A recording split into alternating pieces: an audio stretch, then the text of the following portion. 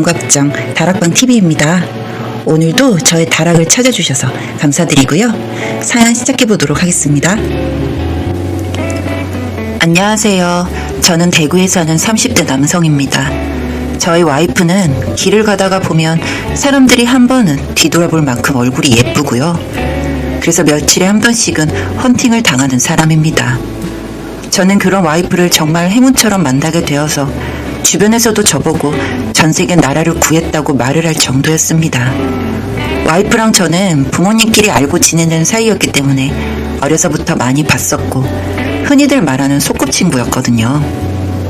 초등학교 때까지는 별로 예쁜 줄 몰랐는데 중학교를 넘어서부터 쌍꺼풀도 짙어지고 화장도 조금씩 하더니 확 예뻐져서는 제가 그때부터 짝사랑을 했었고 군대를 다녀온 이후부터 와이프를 쫓아다녀서 20대 후반에 저희는 정식으로 만나게 되었습니다. 저희는 결혼 후 태국으로 신혼여행을 가게 되었어요. 아무래도 저는 신혼여행이니까 깨끗하고 깔끔한 완전 휴양지 느낌의 리조트를 가고 싶었는데 와이프가 단짝 친구가 태국에 사는데 일 바빠서 한국으로 들어올 수 없으니 신혼여행 겸 가서 그 친구를 소개시켜준다고 해서 태국으로 신혼여행지를 선택하게 되었고 그 친구의 도움으로 현지인이 운영하는 깔끔한 호텔에서 머물게 되었습니다. 그 친구는 저희가 공항에 도착했을 때부터 저희를 데리러 와서 마사지에 맛있는 식사까지 대접했어요. 그렇게 첫날이 지나고 두 번째 날에는 낮에 저와 와이프가 바다 투어를 하고 저녁에는 와이프의 친구와 함께 가벼운 술자리를 가졌습니다. 여보, 미안한데 혹시나 내일이나 마지막 날에는 미영이랑 같이 시간 좀 보내도 될까? 응? 괜찮지. 편한 시간 말해줘. 나는 여기 근처에 둘러보거나 숙소에서 좀 쉬어도 돼. 미안해. 안 그래도 얘랑 이번이 아니면 또 언제 볼지 몰라서 그래. 아니야, 이해해.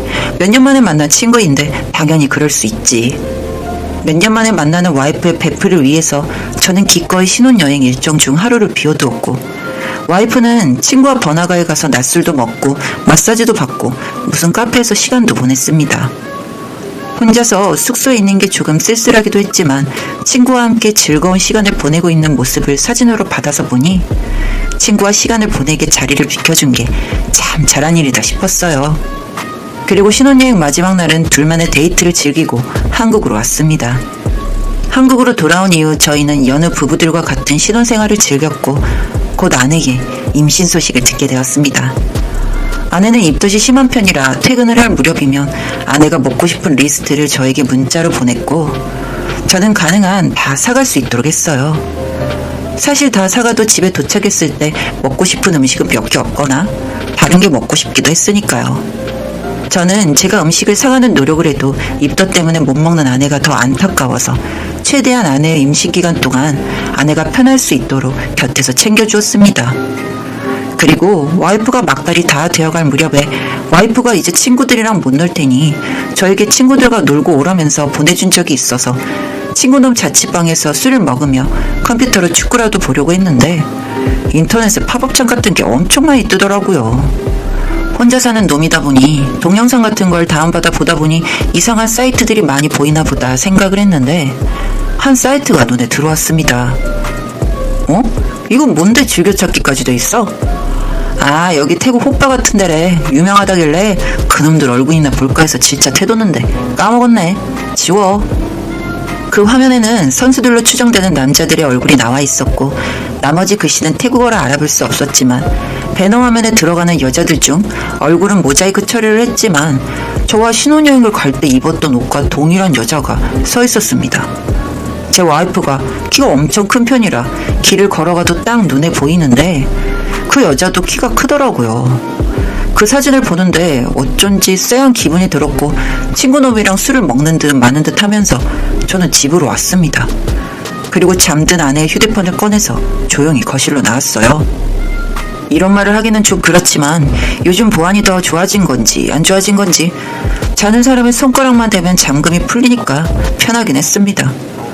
와이프를 믿었지만 판도라의 상자 같은 휴대폰을 열어보기까지는 꽤 많은 시간이 걸렸고 결국 밖에서 줄담배를 계속 피다가 카톡 내용을 확인했습니다.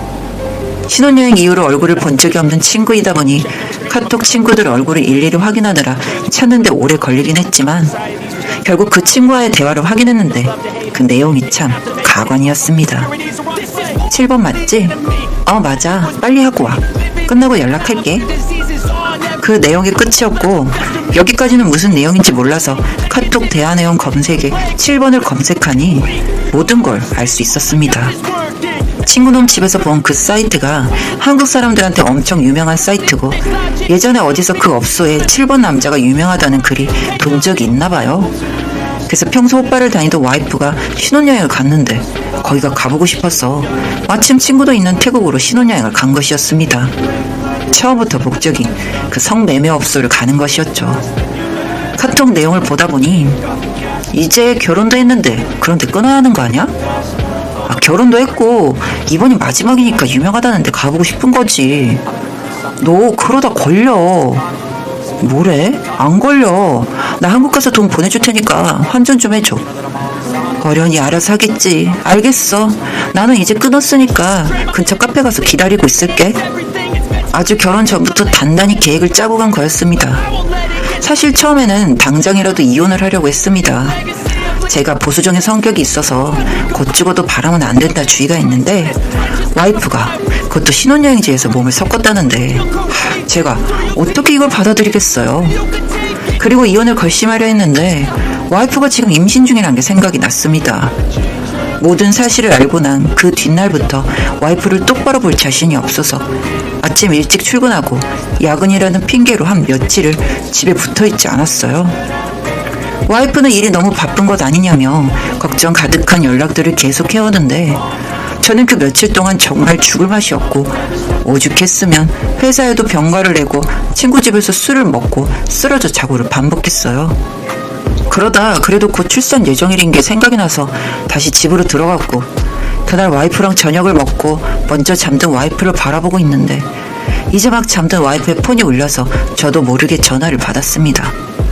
누나 곧 출산이라고 해서 내가 선물 보내려고 해. 오늘도 신랑 야근 맞지? 나 곧 도착해. 저의 와이프에게는 남동생은커녕 제가 아는 한 남자 지인이 많지 않습니다. 저장도 안 된 번호로 전화와서 다짜고짜 집으로 오겠다는 남자를 보고 있으니 어쩐지 잘못 걸려온 전화 같진 않아서 그대로 전화를 끊고 나 목 아파서 전화 못해 라고 문자를 보내두고 집에서 TV를 보면서 기다렸습니다. 30분쯤 지나니 익숙하다는 듯 집 비밀번호를 누르고 한 남자가 들어오는데 공포영화처럼 무섭고 소름이 돋는다는 느낌보다는 제 세상이 무너지는 기분이었어요. 남자는 자연스럽게 문을 열고 들어오더니 저희 집 강아지와 인사를 하고는 거실로 들어왔는데 저와 마주쳤고 남자는 더는 발을 들이지 못하고 무릎을 꿇었습니다. 저는 그 남자를 데리고 밖으로 나갔고 자초지종을 물으니 학교 후배라는 개소리를 해서 몇 대 팼습니다. 그러니까 하는 말이 와이프가 단골이래요. 단골 손님이었는데 결혼하고 한동안 뜸하다가 나중에 연락이 와서는 놀고 싶은데 밖에 나가기가 힘드니 집으로 오라고 해서 집으로 온 적이 몇 번 있었다고 합니다. 다른 손님들은 용돈도 주고 하는데 그냥 제 와이프가 예뻐서 몇 번 만났고 아무 일도 없었다는데 그 말을 믿을 만큼 전 호구가 아니었고 와이프가 충격을 받더라도 이혼을 하는 게 맞다는 생각을 했어요. 그리고 다음날 출근과 동시에 변호사 사무실에 갔는데 와이프가 진통이 왔다는 소리를 듣고 병원으로 갔습니다. 저희 와이프는 골반이 작아서 제왕절개 수술을 해야 한다는 병원의 요청에 저는 수술에 동의 서명을 했고 곧 아이가 나왔는데 진짜 기가 막혀서 말도 안 나왔어요. 누가 봐도 거무잡잡한 피부에 혼혈하였거든요. 너무 열이 받아서 탯줄도 자르기 싫었을 정도예요. 그렇게 밖으로 나돌아다녔으면서 피임도 제대로 안 한 건지 뭔지. 양가에서는 아이 사진을 보고 싶어 하는데 저는 그냥 나중에 와서 보라고 말을 했습니다. 아내가 몸을 회복할 동안 도우미가 곁을 지켰고 산후조리원으로 옮기고 나서 저는 와이프에게 이혼을 하자고 했습니다. 와이프는 본인이 다 미안하다며 정말 한 번뿐이라는 눈에 뻔히 보이는 거짓말을 했고 저는 그 모습에서 남아있던 일마리 정도 사라져서 잘잘못 따지지 않을 테니 이혼하고 당연히 내 아이가 아니니 양육비는 줄 수 없다고 하고 집으로 갔습니다. 와이프는 아직 산후조리원에 있고 저는 와이프가 오기 전에 제 살림을 빼야 하는데 그동안의 추억들이 지나가는 게 고작 10달 동안의 결혼 생활이 꿈만 같아서 도저히 치울 수가 없네요. 사람들이 다 저에게 전 세계 나라를 구했다고 하는데 아무래도 저희 나라가 아니라 다른 나라를 구했었나 봅니다.